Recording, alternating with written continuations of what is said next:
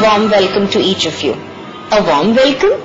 Welcome to the world of pollution. Now in your minds there is this inner talk going on, oh my God, there's going to be yet another lecture of pollution.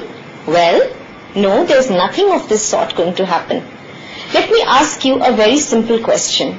Do you all breathe air? Do you breathe basically? Do you all drink water? Do you walk on a piece of land? Do you hear the birds in the sky?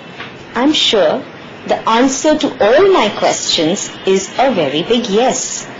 But what is really happening to all this? Shortly meaning 10 years down the line, there will be lots and lots of water, but not a drop to drink. Air? There will be lots and lots of air, but one which is filled with obnoxious smoke and fumes. So the result, you're going to carry oxygen cylinders, you're going to buy designer masks very shortly instead of jewelry. Land? Well, there will be lot of plants, palaks and methis growing along, but growing through the stormwater drains water, which is totally contaminated. You'll be happily having that. And the sky will have birds which have feeble noises. The sky will have butterflies which have no color. The sky will have only darkness. All this, who is doing this? You and me, friends. Now when I say you and me, friends, you're going to show me a shocking face. Well, I didn't do anything. If you think like this, you're totally wrong. And I'll tell you how. ये रहा कचरे का ढेर, इसमें थोड़ा और डाला तो क्या पड़ गया फेर is the normal reaction when we throw that little banana skin into a pile of garbage which is already existing. If I ask you, why did you throw it there? Your retort is going to be, well, there's so much of it already. If I put a little bit more, how does it make a difference?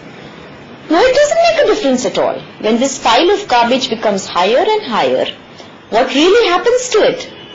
What happens to it is either the municipal corporation has to burn it, pick it up, take it to the dumping grounds, or let it remain there for the breeding mosquitoes to live on it.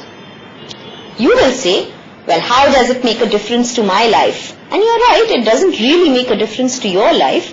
Let that remain, and then shortly what's going to happen?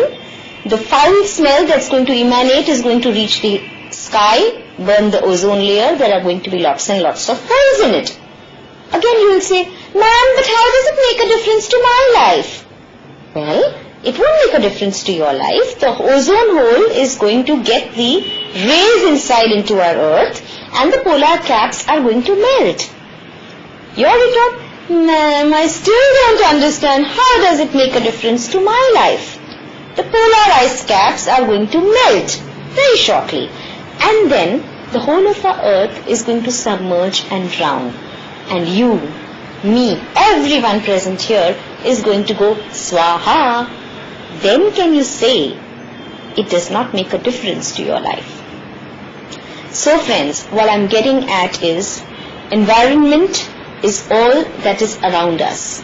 The land, the air, the water, the sky, everything that is around us is environment. And what are we really doing to it? You and me are responsible for polluting it. And this pollution is not only going to take its toll on you and me, it's going to take a toll on our future generations. There'll be nothing left for them. There'll be no trees. When our children grow up, we'll have to show them trees in a museum. Once upon a time, there used to be trees who used to give us this oxygen, the natural oxygen. And I really don't know, friends, to sincerely tell you all, how are we ever going to manufacture oxygen? Can we manufacture oxygen? Can we manufacture water? Nature has given us this bountiful, and what we are doing it is we are using it so much due to our consumerism and our greed that there is nothing going to be left for us and our future generations. You remember what Mahatma Gandhi said in those times? Earth has enough for everyone's need, but not enough for everyone's greed. And that's a fact. We're so greedy for everything. We want to buy something, we buy it in packages. Now that package, whether it adds to the garbage, none of our concern, boss. This is how we have thought our thought processes in such a manner that we fail to think what we are really doing to our environment. The issues are larger than they look what they are. Now let's take this example of pollutions, what I was talking to you all about. Pollution has percolated into each aspect. Your land is polluted, your water is polluted, the air is polluted, and to sum it all, I would say we are actually polluted ourselves. In all senses, we've really become polluted. It's mental pollution, friends, which is the mother of all pollutions. And that is the source of all the wrongdoings in life. Let me take another example. Why am I making such an emphatic statement that we ourselves have become polluted? Because somewhere we have sold our conscience. That's the bottom line. We've sold our conscience. When we are using a car, a single person using a car, how many of us think twice before taking that car and the pollution that it's going to create? No, that's not my problem. That's all what we think. We have learned to think it that way. I need my comfort. I need what I have to get. How it's going to affect somebody else, not my problem. In my thought process, the change has to begin with us. Have you all heard of that story of the king who was told you need to put a leather everywhere where you walk if you want to prevent yourself from getting these blisters on your feet? So he wanted to have leather all over the place, killing all the animals. Somebody suggested to him, why don't you just wear a leather shoe, leather chappal? The point that I'm making, friends, is we need to change ourselves. Don't try to go and change the world. Bring the change within yourself. Your question will be what can I do and how do I make a difference? It's a very simple thing that crops up in our minds. Well, how much we can do comes up from this very small thing. You close the tap while brushing your teeth and you will be saving 4 liters in some time. How? Because the dropping water, if you collect it, it comes to 11,460 liters in a year. Coming to the garbage problem or the land pollution problem, if you use a cloth bag and not a plastic bag. A plastic bag takes 1,000,000 years to degrade. If 1,000,000 years is too high, an exaggerated thing, then well, at least it takes 50 years minimum. So if you are using a cloth bag, you are helping the environment by not clogging your stormwater drains, by not clogging sewage pipes. Have you heard about the deluge that happened in Mumbai on 26/7? What was the main cause? The main cause was garbage that stuck up the pipes. The sea cannot take your nonsense. The sea vomits it out back to you. It throws it with greater vengeance. And when that happens, we get the 26/7 deluges. And ultimately, who is the sufferer? We. The environment pollution is going to get back to us and with a larger revenge. This is just the beginning, what we saw on 26/7. Every year we are going to have such deluges. Let me not scare you, but the climatic changes that are going to take place are going to play a havoc with your health. You will have more number of skin cancers. You will have more number of respiratory diseases. Name it and we have it. And whom can we attribute it to? Environmental pollution, that's the bottom line. It's the pollution which is eating us all up. We think we are polluting the environment, pollution is polluting us. Now come to a noise pollution. How many of us, when we walk on the streets, we say, this auto wala is giving galis. Have we ever thought, why is he doing that? If I expose you to a noise of 90 decibels for half an hour, it is the epinephrine which is going to flow into your blood.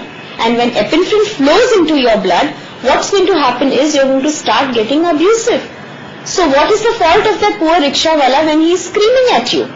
It's not him, it's the noise decibel that is playing. We are happily playing dandiyas. We are happily burning crackers. Leave alone that our TV volumes. Have you ever noticed that you have increased your TV volumes? Earlier you used to hear it at 4. Now you need to keep it at 5 to hear the same thing. Because your ears, actually you're getting deafer. Are you realizing that? Day by day you're going deafer. One fine day you'll not be able to hear anything, and I think you'll be the happiest because you don't want to hear any of the calamities that are going to face us. So where do we go from here? It's for you to put on your thinking caps, sit on that thinking throne and decide what future do we want for ourselves. It's a question, a hard-hitting one, friends. Look within yourself and find out the answer. What is it that I can do? Ponder over it.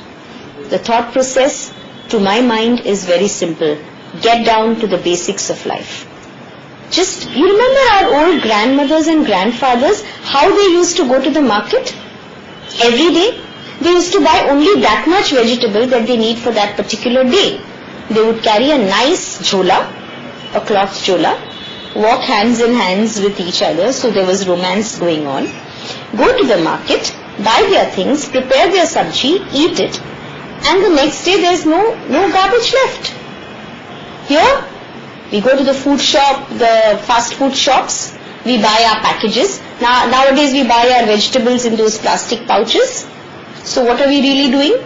We bring those, there are plastic pouches which we will throw, then we have the leftover foods, then we will buy the junk food.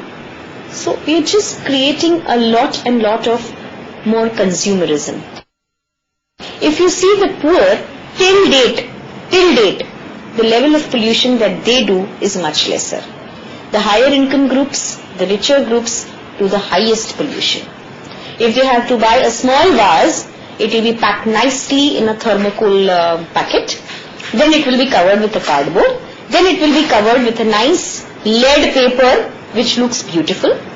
Ultimately, the vase stays at home, which is going to remain for a short period of time, and all the other things go into the garbage box. And who is going to lift those garbages? There will be conservancy workers who are going to come and pick it up. And where will they take it? They will take it to the dumping ground. And from the dumping ground, the lead in that gift wrapping paper is going to leach out into your ground, contaminate your ground systems and come back to you in the form of your palak. Can you see the circle? We are ourselves creating it. When you see the rat pickers actually picking out things from the garbage, like as if there is some gold and silver coming in for them because they are going to get their 60 rupees for that whole day. Only when you see the workers there having skin diseases, they know that their lifespan is only 50 years. Because it's your and my garbage that they lift up and they reduce their lifespan.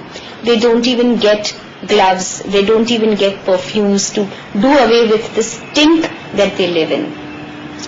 All that is happening, and when we actually see that, we realize, we think twice before putting that garbage into the wrong place. Water pollution is something that's going to shock us now when I'm going to tell you all about what happened at Powai Lake. Powai Lake is one of the man-made lakes in Mumbai, and one fine morning we had 5,000 fish coming out on the banks and committing suicide. Now your question will be, fish and committing suicide?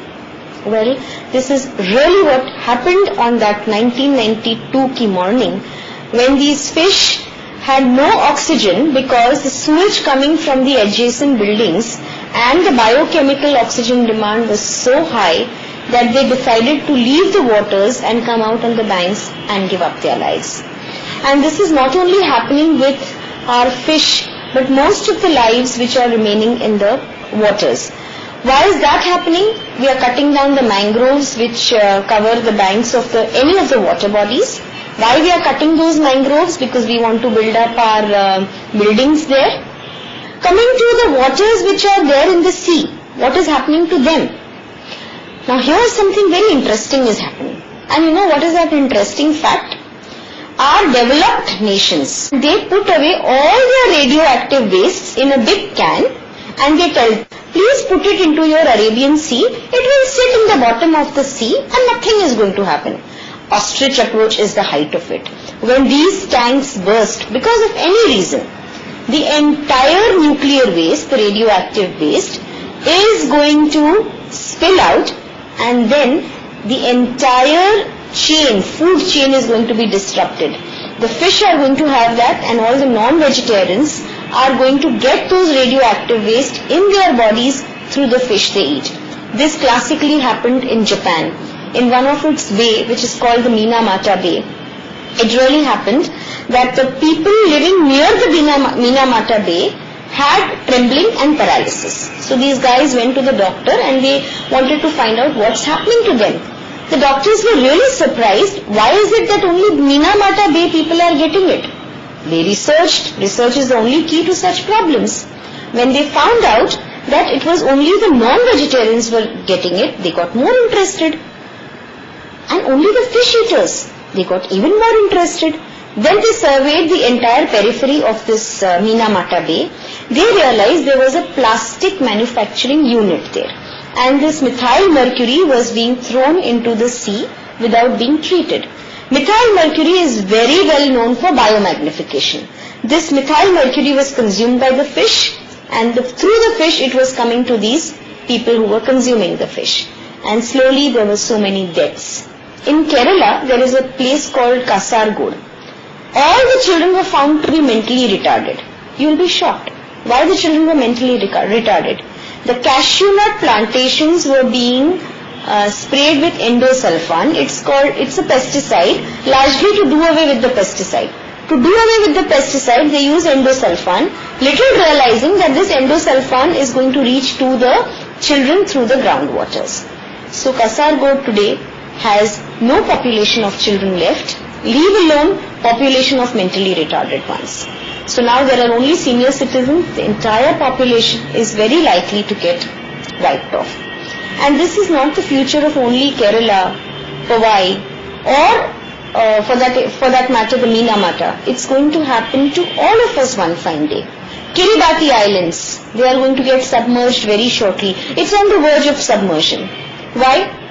Because of the glacier melting, the polar ice caps melting. So if you have a look at what I've been saying all throughout is, what I'm saying, there is pollution on every front. I reiterate, the air, the water, the land, the soil, there is nuclear pollution, there is radioactive pollution, there is thermal pollution, so many pollutions. And again, boil down to the facts, it's pollution of our minds that is generating all this. Now the question is, how did all this begin? Where did the balance go wrong? Where did our ecosystem start failing? It has just started happening very recently. 50 years back, this was not the scenario. 50 years hence, it has become the scenario. Now why? Why? Because the usage of our cars, the usage of our equipments has gone very high. With this, there is thermal pollution. The greenhouse gases are so high that the carbon absorption which used to be done by the trees, age-old trees, we used to have lovely trees all around, they started getting cut for our furnitures, for so many purposes. I don't need to get into that details why we are cutting the trees. But once these trees are cut, the carbon sink has finished. There is no way in which these carbon dioxide gases can be reabsorbed. If you ask me the details about the trees, 5 trees are required for the balance, oxygen balance of one individual. The scenario in urbanized cities is 26 people are living on one tree. Very shortly, even that is not going to remain. So we'll have to depend, of course, on the oxygen cylinders. Though, as I said, how we are going to get that oxygen manufactured is yet a question that you and me need to answer. What little I can do or what little I can suggest you all to do is, we have to start acting. It's not talk, awareness. What is the point in learning about all this when we are not going to act on it? And the acting is very simple. We just need to walk the talk. We just need to just do it. And after you've just done it yourself, then you have the right to preach it. Today I'm here talking to you all for the simple reason that I can boast, and I can really boast, that I am an eco-friendly person. In my personal life, I have changed my lifestyle. Simple facts, I wear cottons. I don't kill the silkworms to wear my silks. A very simple thing, I don't buy anything which is excess. It's not needed. So reducing your consumerism, reducing your everyday lifestyles. When I take a bath, I'm very careful that I don't waste the water. When I talk, I don't raise my volumes. A, it hurts other people. and B, it is creating so much of noise pollution. So simple changes. And now I have begun training people. So we have trained a group of people like you, college students, who have been trained on all these shocking facts, the eco-terrors, eco-shocks. They have also been told about the eco-therapies. And now they are going ahead and training younger students, the school students. So the message from you reaches to the younger students, and from the younger students it reaches into their homes. If you and me tell an adult, please don't do this, the adult will turn around and say, shut up, I don't want to listen to your crap. But if a child goes and says this, uncle, please don't do this, probably his ego will be a little buttered and he'll say, if a child can do this, why can't I? Once that happens, then we sensitize these students to go and convey this same message to whom they know. Maybe the society, maybe their school, maybe a whole lane, up to their levels of capacity. And once that happens, then a lane starts getting changed. The society in which they stay, the building I'm talking about, that changes, then the lane changes. So we have a greener lane, we have a greener city, we have a greener nation and a greener globe. That's not really far away. We have to be globally patriotic. Not only patriotic to our own nation, but globally patriotic. That's what we need. Begin it from yourself, and the whole world you will see as a transformed globe. Neil Armstrong गए गगन में चांद से देखी धरती. जब उन्होंने देखी धरती तो कुछ ऐसी दिखाई पड़ती. There were lovely seas, there were lovely warm sands, there was beautiful air, and there was everything which was so peaceful and serene. Why don't you and me work towards getting back the same earth for ourselves? Thank you, friends. Have a good day.